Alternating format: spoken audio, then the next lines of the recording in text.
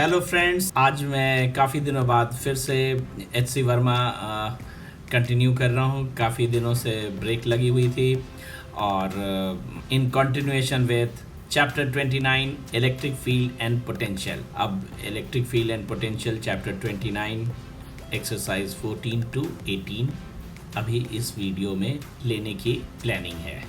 So let's carry on. Question number 14. Find the ratio of electric and gravitational forces between two points. ये दोनों points हैं। तो जब आप इलेक्ट्रिक फोर्स की बात करेंगे तब इनके चार्जेस Q1 and Q2 ये लिए जाएंगे। जब इनके बीच के ग्रेविटेशनल फोर्सेस की बात करेंगे तब इनके मासेस M1 and M2 लिए जाएंगे और M1 and M2 so electrostatic force and gravitational force के बीच का रेशियो। न्यूमरेटर में हमने इलेक्ट्रोस्टैटिक फोर्स, डिनोमिनेटर में न्यूटन्स लॉज ऑफ ग्रेविटेशन, ऊपर में कूलम्स लॉ। कैलकुलेशन को प्रोसीड करते हुए lastly 1.23 into 10⁻36 is the ratio.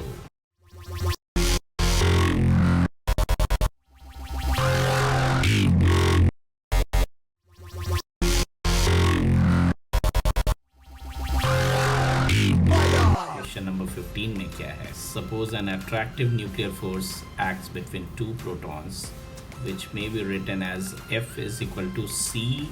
C is a constant in the given question. E raised to minus KR upon R square. That means हमें बाद के part में, letter part में कूलम्बिक फोर्स को nuclear force से equate करनी होगी। ये वाला फैक्टर डायमेंशनलेस नंबर है क्योंकि ये एक्सपोनेंशियल फंक्शन है। अगर f का डायमेंशन चाहिए तो that should be equal to dimension of c upon r square, क्योंकि ये वाला पार्ट तो डायमेंशनलेस है। f का dimension mlt minus 2 metre square.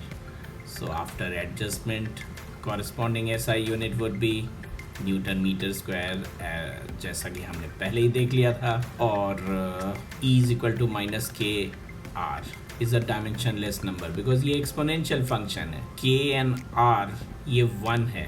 K multiplied by R is 1। So dimension of K is 1 upon dimension of R। तो K is metre inverse, that means L minus 1 dimensional formula. तो इस तरह से C and K दोनों के dimension and SI units आ गए।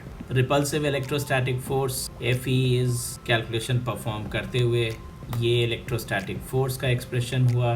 Attractive nuclear forces K और R इन दोनों के वैल्यूज़ पुट करें तो इस तरीके से ये न्यूक्लियर फोर्स का एक्सप्रेशन हुआ। फ्रॉम क्वेश्चन इलेक्ट्रोस्टैटिक फोर्स और न्यूक्लियर फोर्स ये दोनों सेम है तो दोनों के एक्सप्रेशन को इक्वेट किया। इक्वेट करने के बाद डिनोमिनेटर तो दोनों तरफ के कैंसिल हो ही गए और कैलकुलेशन परफॉर्म कर रहे हैं। ये e रेज टू माइनस 5 फिर तो ये न्यूमरेटर में ही जा पहुंचा और ये e रेज टू 5 का value after calculation we obtained 149. C का exact value 3.4 into 10⁻26 Newton meter square. Now next question is given. 3 equal charges each are held fixed at the 3 corners of an equilateral triangle of side 5 cm. Find the coulomb force experienced by one of the charges due to the rest 2. Here also plus Q and plus. तो किसी एक charge पे net force हमें मालूम करनी है तो ये रिजल्टेंट है। ये वाला F1 एंड F2 इन दोनों के मैग्नीट्यूड सेम होंगे। Let it be capital F given है पहले से ही। Q का value 2 into 10⁻6 coulomb and distance of separation 5 centimeter. So after performing all the calculations, this equal ये F2 and F1 इन दोनों का magnitude is 14.4 Newton. तो अब resultant अगर find की जाए, this is the picture. Then for resultant 60 degree का angle है इन दोनों forces के बीच में. Hence resultant is F√3 14.4. Finally 24.94 Newton.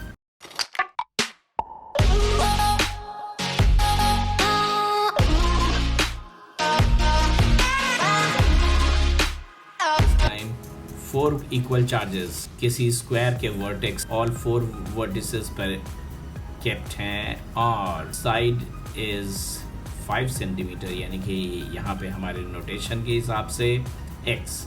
Find the Coulomb force experienced by one of the charges due to the rest 3. That one of the charges हमने यहाँ के लिए suppose कर लिया पॉइंट A पे रखा हुआ ये प्लस Q, इस पे बाकी तीनों की वजह से like this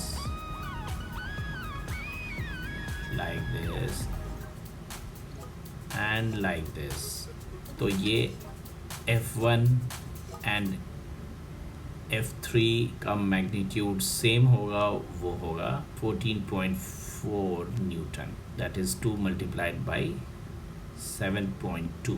एंड हमें तो यहाँ पे नेट फोर्स निकालनी है, तो ये F1 एंड F3 जो कि दोनों का मैग्नीट्यूड सेम है, इनका रिजल्टेंट तो इसी डायगोनल के अलोंग F√2 आना चाहिए, तो वो हमने पहले से ही दिखा दिया है इस हिसाब से. F2 is already acting along the diagonal और इसी के अलोंग F13, यानी ये F√2 भी एक्ट करेगा.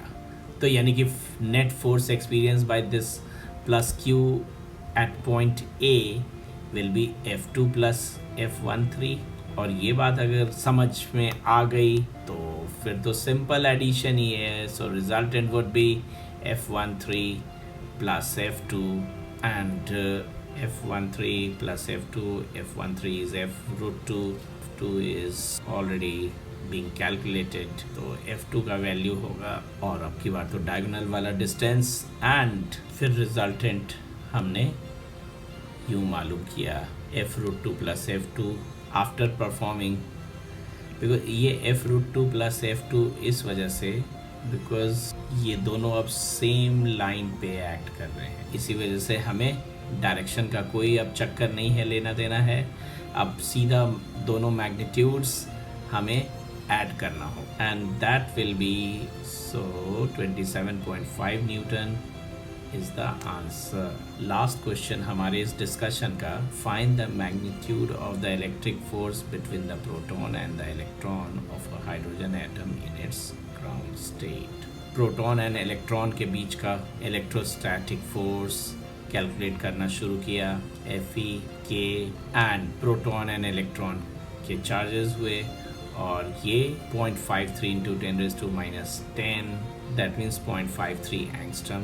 जो इस सर्कल का रेडियस है वही तो डिस्टेंस ऑफ सेपरेशन है between one electron and proton, because proton is located at the nucleus whereas electron is moving in circular orbit having maximum radius. यहाँ पे after performing all the calculations, electrostatic force is 82.3 into 10⁻⁹ Newton. और इस तरीके से हमने अपना पूरा discussion complete कर लिया है. See you in next video. Okay, bye, take care.